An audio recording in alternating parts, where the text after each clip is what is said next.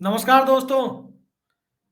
मौजूदा दौर में भारतीय जनता पार्टी की यदि चर्चा होगी तो नरेंद्र मोदी से शुरू और नरेंद्र मोदी पे खत्म होने वाली भारतीय जनता पार्टी की चर्चा होगी, क्योंकि इस पार्टी में आज की तारीख में आप कहें तो भारतीय जनता पार्टी की आइडियोलॉजी भी नरेंद्र मोदी, भारतीय जनता पार्टी के नेता भी नरेंद्र मोदी, भारतीय जनता पार्टी के कार्यकर्ताओं के सबसे बड़े सुप्रीम कमांडर भी नरेंद्र मोदी और भारतीय जनता पार्टी की विचारधारा के सबसे बड़े बड़े प्रणेता भी, कथित प्रणेता भी नरेंद्र मोदी।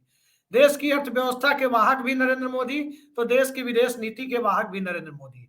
देश की शिक्षा नीति और A+B होल स्क्वायर पढ़ाने वाले शिक्षक भी नरेंद्र मोदी। तो यूं कहें कि एक दौर में देवकांत बरुआ ने जो नारा दिया था कि इंदिरा इज इंडिया और इंडिया इज इंदिरा, कमोबेश वही परिस्थिति आज की भारतीय जनता पार्टी की हो गई है, जिसमें जिस पार्टी में मोदी में ही भारत दिखता है और भारत में ही मोदी दिखता है। ये परिस्थितियां देवकांत बरुआ के दौर वाली यदि नए तरीके से भगवा कलर में रिजेंबल कर रही है तो भारतीय जनता पार्टी 2024 के बाद किस दिशा में जाएगी ये आने वाला वक्त बताएगा। इस पर फिलहाल कुछ भी नहीं कहा जा सकता, लेकिन भारतीय जनता पार्टी के अंदर भारतीय जनता पार्टी यानी बीजेपी के अंदर की बीजेपी कहां गायब हो गई है, ये सवाल सबको आज की तारीख में परेशान कर रहा है। बीजेपी के अंदर की बीजेपी यानी वो शहरी मध्य वर्ग, बीजेपी के अंदर की बीजेपी यानी वो नौकरी पेशा मध्य वर्ग जो पे कमीशन के आश्रय अपनी जिंदगी को संचालित करता रहा है, और बीजेपी के अंदर की वो बीजेपी जिसमें असंगठित क्षेत्र से जुड़े हुए कामगारों की एक बहुत बड़ी संख्या थी, इतनी बड़ी संख्या जिसके बूते आरएसएस का संगठन, आरएसएस का अनुसांगिक संगठन माने जाने वाला बीएमएस यानी भारतीय मजदूर संघ देश का सबसे बड़ा मजदूर संघ बना हुआ था। लेकिन न तो आज स्वदेशी जागरण मंच दिखता है, न तो आज बीएमएस दिखता है। यूं कहें कि आरएसएस भी नहीं दिखता है, आरएसएस भी मोदी में हो गया है। तो आज दिखता क्या है? और जब ये सारे सोसाइटी के अलग अलग सेक्शन भारतीय जनता पार्टी को भी भूल चुके हैं, तो क्या भारतीय जनता पार्टी की जगह मोदी को ही भाजपा मान लेने की जो परिकल्पना, जो हाइपोथेसिस आज के दौर में चल रही है, क्या 2024 के लोकसभा चुनाव में भारतीय जनता पार्टी के लिए एक बहुत बड़ा सरदर्द नहीं बनने जा रही है? यदि आप बात करें ओल्ड पेंशन स्कीम की, सरकारी कर्मचारियों की आम तौर पर जिस प्रकार से 1991 की आर्थिक नीतियों के बाद लेफ्ट फ्रंट से दूरी बनी और राइट विंग के साथ भले ही वो अपने ऑर्गेनाइजेशनल चुनाव में, कर्मचारी संगठनों के चुनाव में भारतीय जनता पार्टी के खिलाफ खड़े दिखाई दे, लेकिन जब आम चुनाव होते हैं तो भारतीय जनता पार्टी के साथ खड़ा दिखाई देने वाला सरकारी कर्मचारी वर्ग आज अपने ओल्ड पेंशन स्कीम की मांग को लेकर सड़कों पर है। गोदी मीडिया का एक बड़ा सेक्शन उस मुद्दे को उठा भी नहीं रहा है, लेकिन मुद्दा नहीं उठाने के बावजूद मुद्दा खत्म हो जाता है, ऐसी बातें नहीं है। आज ओल्ड पेंशन स्कीम इस देश के सबसे बड़े मुद्दों में से एक है। हिमाचल प्रदेश का चुनाव ओल्ड पेंशन स्कीम तय कर चुका है। मध्य प्रदेश, छत्तीसगढ़ और राजस्थान के चुनाव को तय करने में, चुनावी नतीजों को तय करने में ओल्ड पेंशन स्कीम की बड़ी भूमिका रहने वाली है। और इस देश के तकरीबन 90 लाख सरकारी कर्मचारी, चाहे वो केंद्र के हों या राज्य के हों, जो एनपीएस के तहत या न्यू पेंशन स्कीम के तहत रजिस्टर्ड हैं, उन सरकारी कर्मचारियों की बात यदि आप करें तो भारतीय जनता पार्टी के खिलाफ उनका जनमत बनता हुआ दिख रहा है। इन कर्मचारियों का बहुत बड़ा तबका भारतीय जनता पार्टी के साथ हुआ करता था, भले ही उसे भारतीय जनता पार्टी की सरकार द्वारा दिया जाने वाला 7वां वेतन आयोग उसके काम का नहीं था, लेकिन भारतीय जनता पार्टी से 2019 के चुनाव में उसकी दूरियां नहीं बनी थी। आज जब कांग्रेस या विपक्ष शासित राज्य राज्य दर राज्य ओपीएस लागू करते जा रहे हैं, पुरानी पेंशन व्यवस्था को राज्य दर राज्य मंजूरी देते जा रहे हैं, तो भारतीय जनता पार्टी के लिए ये बहुत बड़ी मुसीबत का सबब है, क्योंकि ओल्ड पेंशन स्कीम को खत्म करने का फैसला अटल बिहारी वाजपेयी की सरकार ने लिया था और उन्हीं के प्रधानमंत्रित्व काल में 1 जनवरी 2004 से पुरानी पेंशन व्यवस्था का केंद्र और अधिकांश राज्यों में खात्मा हुआ था। तो एक ये सेक्शन है जो भारतीय जनता पार्टी के खिलाफ जा रहा है, मोटे तौर पर भाजपा के साथ सिंपैथी रखने वाला। दूसरा सेक्शन मजदूरों का है।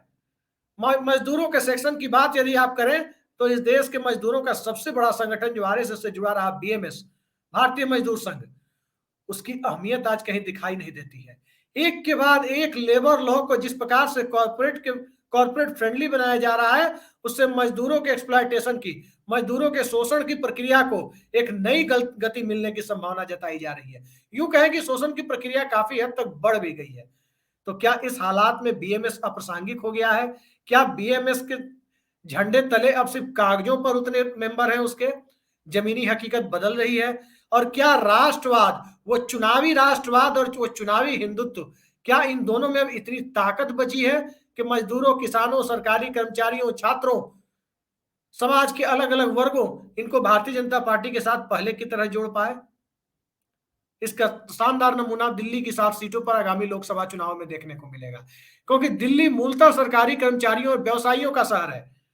हमने मजदूरों की बात की, हमने सरकारी कर्मचारियों के ओपीएस की बात की, लेकिन अब जरा व्यवसायियों की बात करें, छोटे व्यवसायियों की, तो भारतीय जनता पार्टी से उसका जुड़ाव या जनसंघ से उसका जुड़ाव, जो बीजेपी का पूर्ववर्ती अवतार था, उसके साथ उसका जुड़ाव किस प्रकार से रहा है, इसे एक उदाहरण के द्वारा, बड़ा मजेदार वाकया है, उसके द्वारा मैं आपको समझाने की कोशिश करता हूं।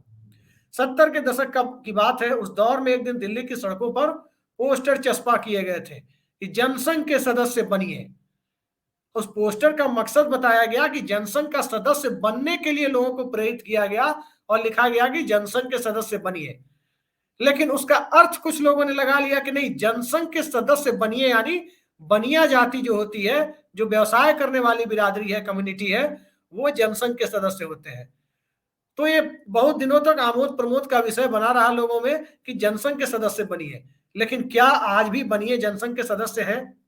क्या जीएसटी की मार जिस प्रकार से छोटे व्यवसायियों पर पड़ी है, छोटे व्यवसायियों के प्रतिष्ठानों में रोज बरोज जिस प्रकार से ताले लगने की नौबत आ रही है, क्या उस परिस्थिति में बिजनेस करने वाला समाज भारतीय जनता पार्टी के साथ अब भी उसी तरह खड़ा है जिस दौर में, एक दौर में जनसंघ और भाजपा के साथ खड़ा था? 2014 और 19 में, जो 14 में अच्छे दिनों के नाम पर, 19 में तमाम अपने गुस्से को पुलवामा और चुनावी राष्ट्रवाद और चुनावी हिंदुत्व की उस नैरेटिव को आत्मसात करते हुए अपना गुस्सा जो थोड़े दिनों के लिए पी गया था, क्या 2024 में सेक्शन अपना गुस्सा पीता हुआ दिखाई दे रहा है? ये तमाम सवाल है, क्योंकि छोटे और खुदरा कारोबारियों का की जो पूरी जमात है वो संगठित क्षेत्र का हिस्सा है। और डिमोनेटाइजेशन यानी नोटबंदी के बाद असंगठित क्षेत्र की कमर किस प्रकार से टूटी है वो पूरे देश को पता है। किस प्रकार से रिवर्स माइग्रेशन हुआ ये भी किसी से छिपी हुई बात नहीं है। तो ऐसी परिस्थिति में भाजपा के अंदर कितनी भाजपा बची है, एक बड़ा सवाल है। पूर्व सैनिकों की बात थी, कहा जाता था कि पूर्व सैनिकों को भारतीय जनता पार्टी में ठीक ठाक जगह मिलती है। इसी वजह से उत्तराखंड और हिमाचल में भारतीय जनता पार्टी और संघ को अपनी पैठ बढ़ाने में ज्यादा मुश्किलें नहीं आई, क्योंकि वहां कमोवेश हर परिवार से सेना और अर्धसैनिक बलों में लोग हैं। लेकिन जिस प्रकार से ओल्ड पेंशन, जो one rank one pension scheme का मुद्दा है ओआरओपी का, जिस प्रकार से उसे कर्मचारियों के हितों की चिंता किए बगैर, सैनिकों और भूतपूर्व सैनिकों के हितों की चिंता किए बगैर उस मामले को रफा दफा किया गया, क्या उससे भूतपूर्व सैनिक और सैनिक खुश हैं? यह भी एक बड़ा सवाल है। मत भूलिए कि इस देश का सैनिक, इस देश के जवान, इस देश के अर्धसैनिक बलों में काम करने वाले लोग -10 -15 डिग्री में भी हमारी सीमाओं की रक्षा करते हैं। लेकिन क्या उनकी उस कुर्बानी को, क्या उनकी उस शहादत को, क्या उनके उस हाथ तोड़ परिश्रम को भारत की मौजूदा सरकार, जिसमें भारतीय जनता पार्टी बैठी हुई है, क्या उसे रिकॉग्नाइज करने को तैयार है? या उनकी मेहनत का सिला यही दिया जा रहा है कि उन्हें 4 साल वाली वैकेंसी के तहत 4 साल के लिए अग्निवीर बनाकर अग्निपथ स्कीम के तहत लोगों आर्मी में बहाली की जा रही है? ओआरओपी के मामले के साथ साथ ये भी एक बड़ा मुद्दा है। और ऊपर से भाजपा के कुछ नेता बयान देते हैं कि कोई बात नहीं, 4 सालों के बाद हम उन्हें अपने कार्यालयों में गार्ड के तौर पर रख लेंगे। तो भारतीय मध्य वर्ग, भारत की युवा पीढ़ी, उसके साथ मौजूदा सरकार क्या कर रही है और क्या वाकई वो भारतीय जनता पार्टी के साथ जुड़े रहेंगे, ये एक बड़ा सवाल है। आपने देखा होगा 6-7 मिलियन फॉलोअर वाले बिहार के एक यूट्यूबर को, जिस प्रकार से वो यूट्यूबर जहर फैलाने की कोशिश कर रहा था, और भाजपा को या उसके पीछे उसको सपोर्ट करने वाले जो तथाकथित संगठन है, उनके अनुयायियों को बड़ी उम्मीद थी कि आग लगाने की कोशिशों के मामले में यदि इस यूट्यूबर को गिरफ्तार करने की हिमाकत बिहार सरकार करती है तो बिहार में बहुत बड़ा बावेला होगा। लेकिन ऐसा कुछ भी नहीं हुआ दोस्तों। सबने देखा कि उस यूट्यूबर को तमिलनाडु पुलिस पकड़ कर ले गई, एनएसए लगाया गया है। हालांकि एनएसए लगाने के मामले को मैं व्यक्तिगत तौर पर सही नहीं मानता, लेकिन जो हुआ है किसी भी पत्रकार के ऊपर एनएसए लगाने का मामला निश्चित तौर पर फ्री वॉइस को दबाने की बात है।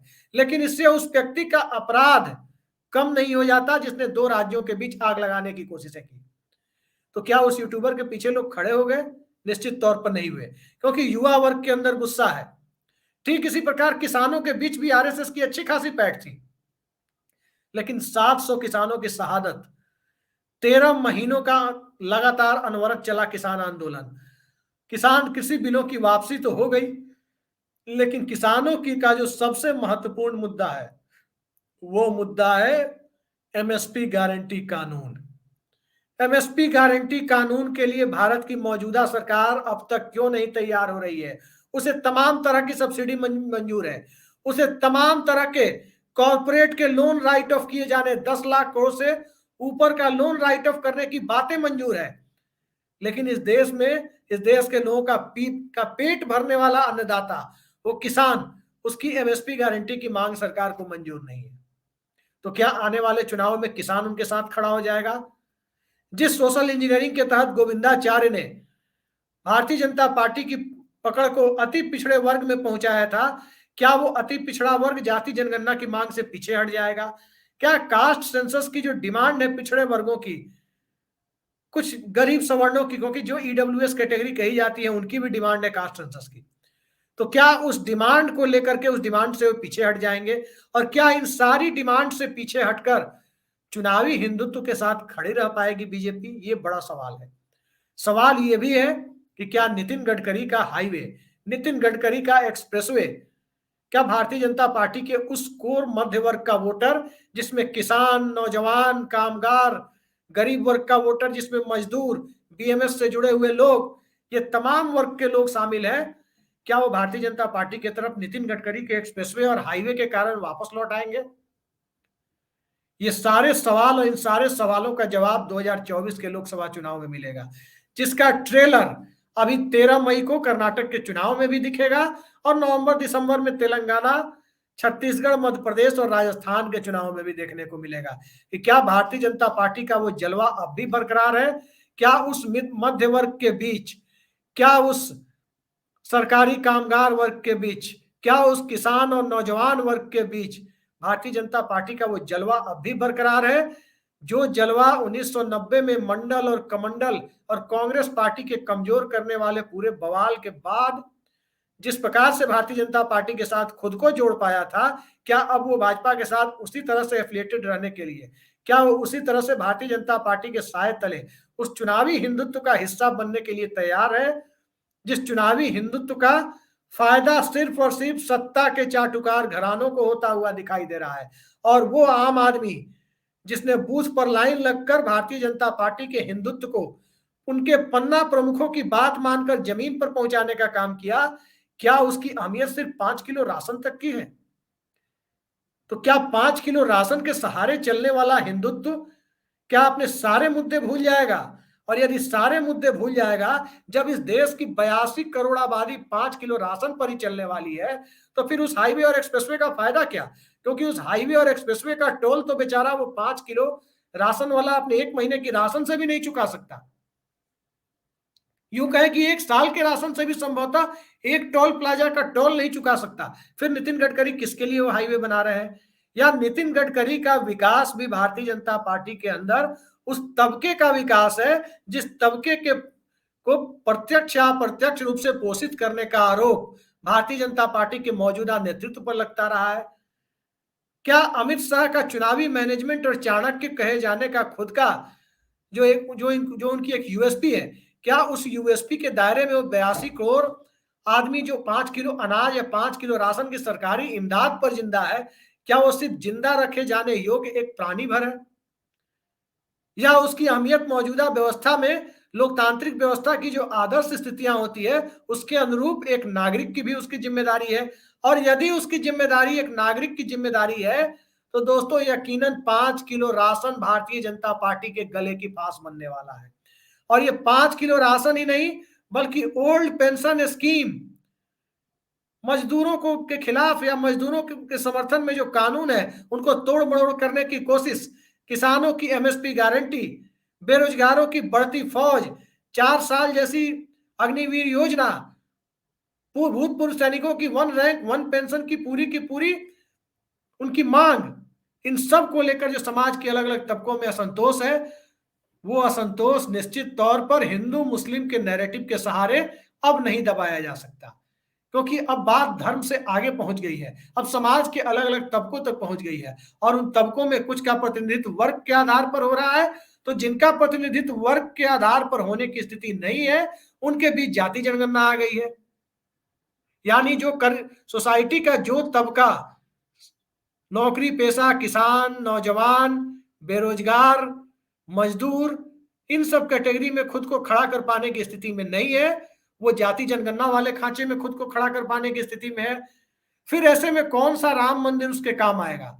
क्या 5 किलो राशन पर जिंदा रहने वाले किसी व्यक्ति की क्या ये सामाजिक और आर्थिक हैसियत है कि वो अयोध्या में बनने वाले राम मंदिर पर में जाकर रामलला का दर्शन कर सके? क्या वो अयोध्या पहुंचने के लिए ट्रेन का टिकट कटा पाने की स्थिति में है जो 5 किलो राशन पर जिंदा है? फिर उसके लिए उस चुनावी हिंदुत्व का क्या मतलब रह जाता है?